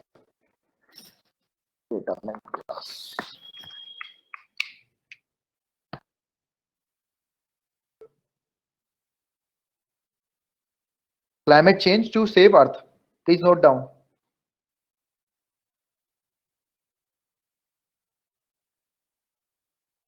अब एक क्वेश्चन पूछूं, जल्दी से बताओ।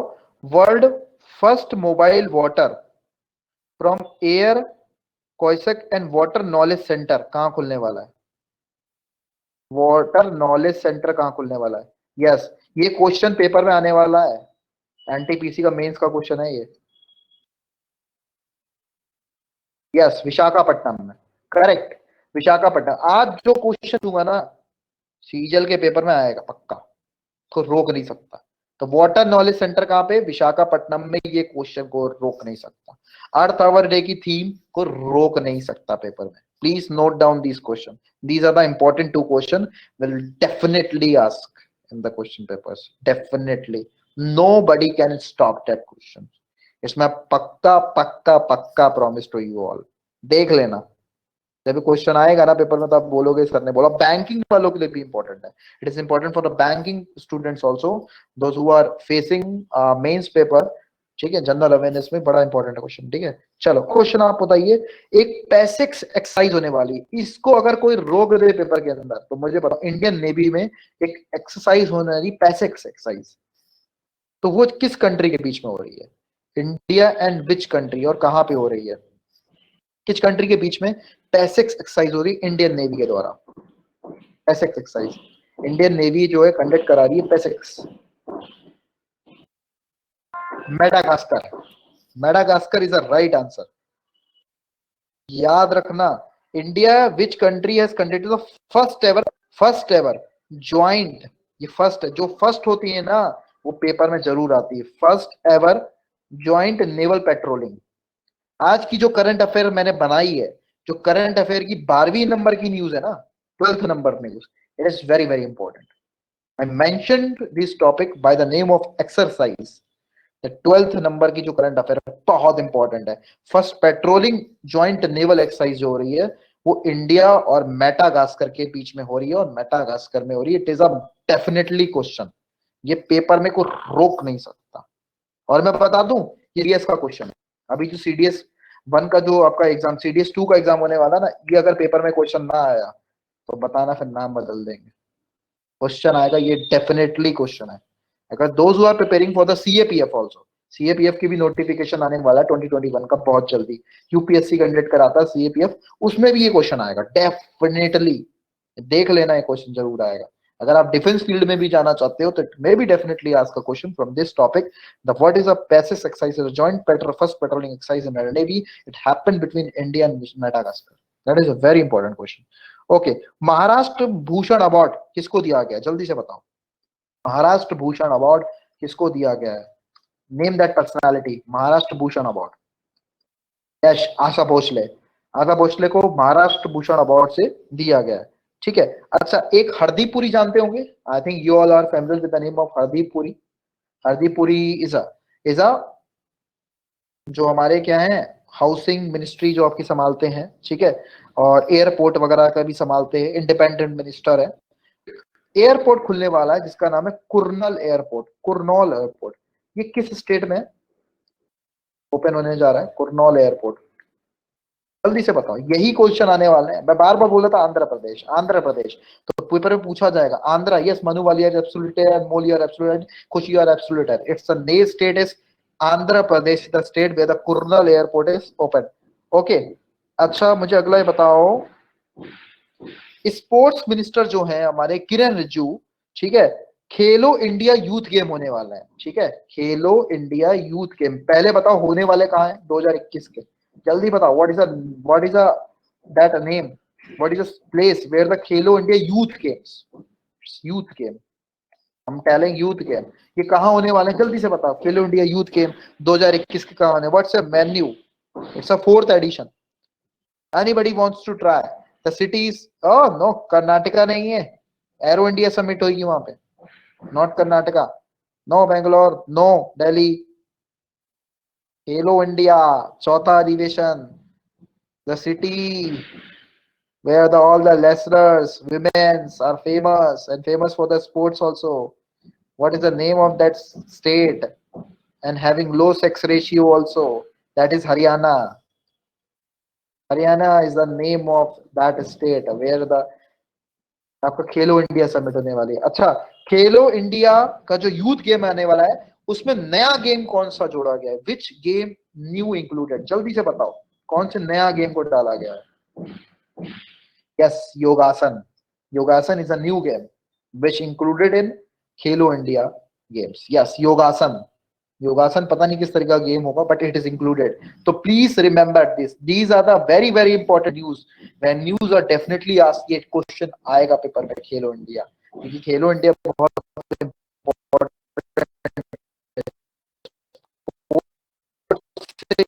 इस तरीके से क्वेश्चन पूछे जाता है। अगर पोस्ट ग्रेजुएट हो एएसओ की वैकेंसीज थी इसमें, तो एफसीआई के नए चेयरमैन उसमें पेपर में आ सकता है, क्योंकि उसमें करंट अफेयर्स भी आएगी, देख लेना यही क्वेश्चंस आएंगे। Yes, Atish Chandra is a new chairman of FCI, Atish Chandra is the name of that personality, ठीक है। अच्छा एक क्वेश्चन और पूछूं जो पेपर में आने वाला है, कहो तो पूछूं, पेपर में कोई रोक नहीं सकता, UADAI कि कौन चेयरमैन बनाए, कोई रोक नहीं सकता इस क्वेश्चन को, nobody can stop it, nobody can stop this question, is asking a question, nobody can stop it, ठीक है, stop it, ठीक है। तो इसका आंसर क्या होगा हमारे, yes Saurabh Garg is a right answer, Saurabh Garg is a point, nobody stop it, ये क्वेश्चन जरूर आएगा। UADAI ना, वह unique identification development authority of India, जो आधार कार्ड बनाते हैं, आधार कार्ड वगैरह जो आपकी यूनिक आइडेंटिफिकेशन बनती है, उनके नए चेयरमैन बनाए गए आपके कौन, Saurabh Garg is the right answer, nobody can stop this question, definitely is asked in the question paper, it's my promise to you all, ठीक है। ओके चलो मुझे अगला सब कुछ बताओ, आपका जो है आयुष हेल्थ अवेयरनेस सेंटर खुलने वाले हैं जम्मू कश्मीर में, कितने खुलने वाले हैं, जो मनोज सिन्हा है पता होगा ना, how many Ayush Health Wellness Center have been inaugurated by the Jammu Kashmir Lieutenant Governor Manoj Sinha, तो मनोज सिन्हा खोलने वाले हैं। I give you option 70, 70, 75, 73, no no no no no no no no no, AYUSH centre कितने खुलने वाले हैं, AYUSH wellness centre in Jammu Kashmir, it's 73, 73 is the right answer. Number of Ayush Health Wellness Center inaugurated in Jammu Kashmir by the Lieutenant Governor Manoj Sinha, that count is 73. Okay, उसके count क्या है, 73 है। चलो अभी रैपिड फायर जारी है, ठीक है। मुझे बताओ इंटेलेक्चुअल प्रॉपर्टी इंडेक्स में इंडिया की रैंक कौन सी है, इंटेलेक्चुअल प्रॉपर्टी इंडेक्स आया ना अभी, मैं क्लास नहीं ले पाया था तो उसका निकाल दूंगा पूरा यहीं पे। Yes 40 is the right answer. Okay अच्छा मुझे अगला क्वेश्चन बताओ, टीबी, अभी टीबी डे बनाया गया था ना मेरी बर्थडे वाले दिन, जिस दिन मेरी बर्थडे थी 24 मार्च को, उस दिन टीबी डे बनाया गया था, है ना, याद होगा टीबी डे के लिए। तो अभी आज तो हर्षवर्धन जी ने भी करा है।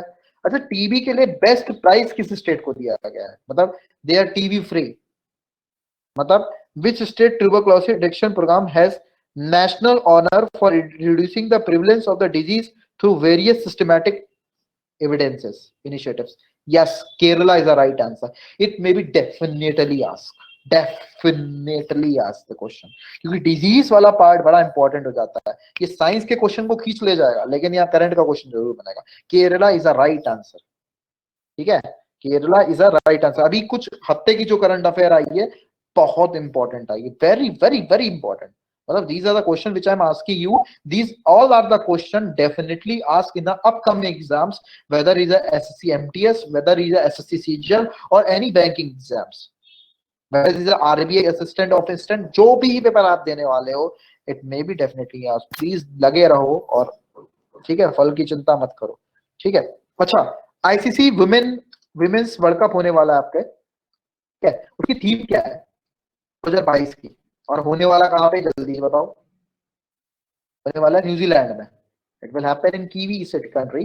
यस, गर्ल गैंग, लड़कियों का गैंग बना है, दैट इज अ थीम। ये सॉन्ग है, that is a girl gang. और ये कहाँ होने वाला है, ये वर्ल्ड कप आपके न्यूजीलैंड में होने वाला है। Okay, let's go. Kurnool airport पता चल गया सबको? ओके, चलो अगला मुझे बताओ क्वेश्चन आप लोग। अरविंद बोबड़े जो थे उनकी जगह बनाए जाएंगे 48 चीफ जस्टिस, पता चल गया आपके, एनबी रमाना। ओके, नेक्स्ट मुझे बताओ कि आप लोग, एक एक्सरसाइज होने वाली, पक्का क्वेश्चन पेपर में आने वाला है, that is the name of that exercise is Pabbi anti terror. ये किन कंट्रियों के बीच में हो रही है? Pabbi anti terror 2021, it is held between this 3 countries.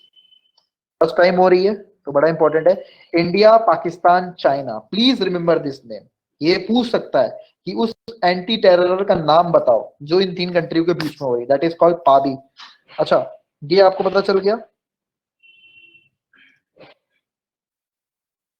चलो अगला मुझे बताओ आप लोग।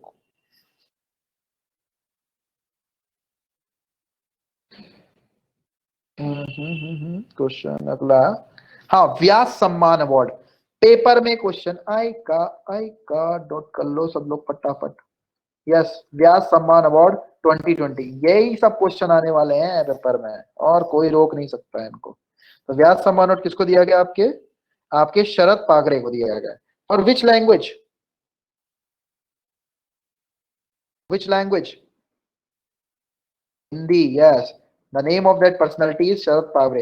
ये क्वेश्चन बता दूं कहाँ पे है? क्वेश्चन अभी जाके देख लेना, अभी जो स्टेट पीसीएस का एग्जाम होने वाला है, यूपी पीसीएस का और आरओ का, उसमें पेपर में क्वेश्चन आने वाला है, ठीक है। व्यास सम्मान अवार्ड 2020 शरद पागरे को दिया गया for the Hindi language. Okay, next question आपसे पूछने वाला हूं।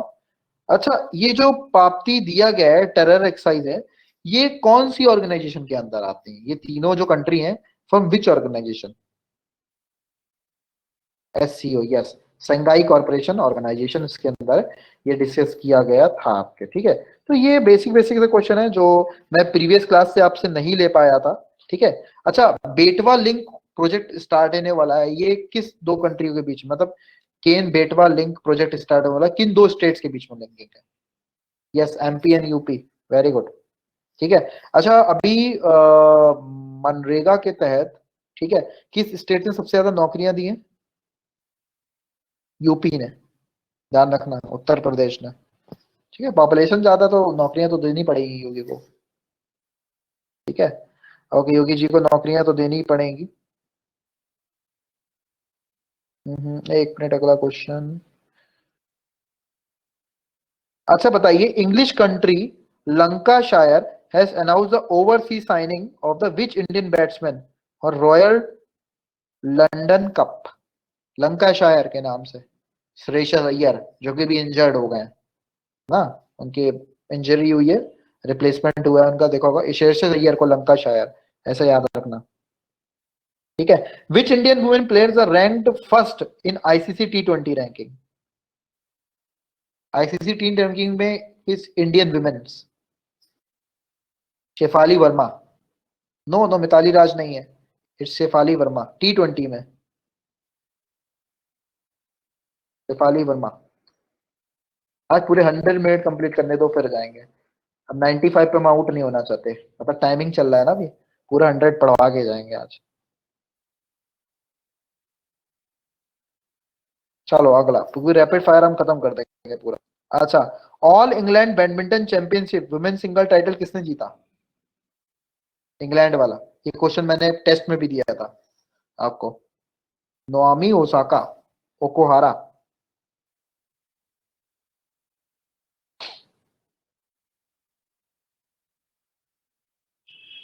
Yes, okay. ट्यूबरक्लोसिस सबको पता है कब बनाया जाता है, ठीक है। अच्छा, अगला क्वेश्चन बताओ मुझे आप लोग।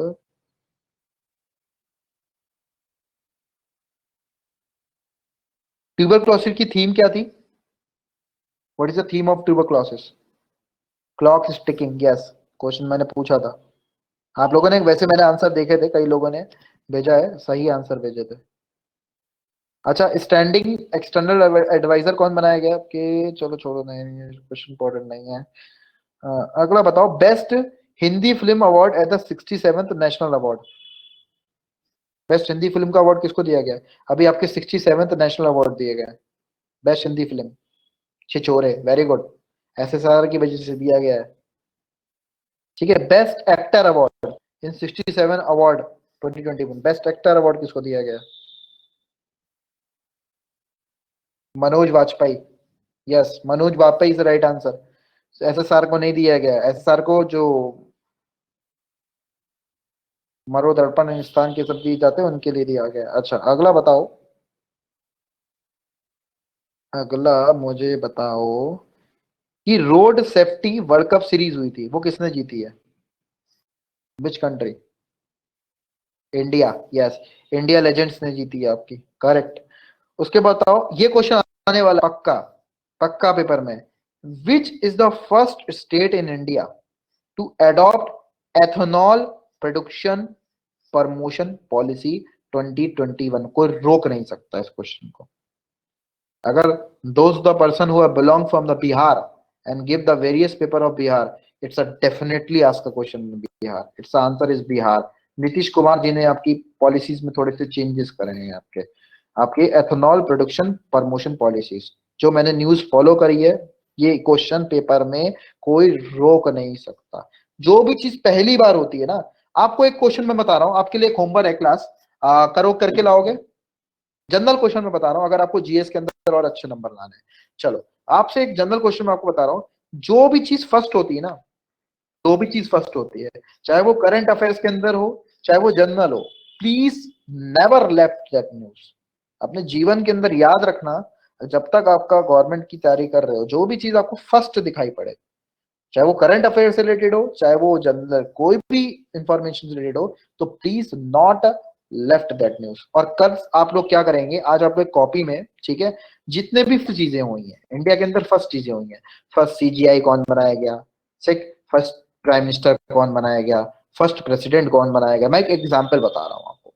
फर्स्ट आपका लोकसभा का स्पीकर कौन था, फर्स्ट सभा राज्यसभा का स्पीकर कौन था, फर्स्ट लेडी लार्ज स्पीकर कौन था, फर्स्ट इलेक्शन कमिश्नर कौन था हमारा, ये सब चीजें फर्स्ट। आज आप लिख के देखो, आपको देखना एक एक क्वेश्चन सीएचएसएल की हर शिफ्ट में आपको डेफिनेटली मिलेगा। बैंकिंग वालों के लिए इंपॉर्टेंट नहीं है, those are the aspirant for the SSC और any competitive exam rather than the banking और insurance, they know they have to use the make a proper note of this topic, who is the first in India.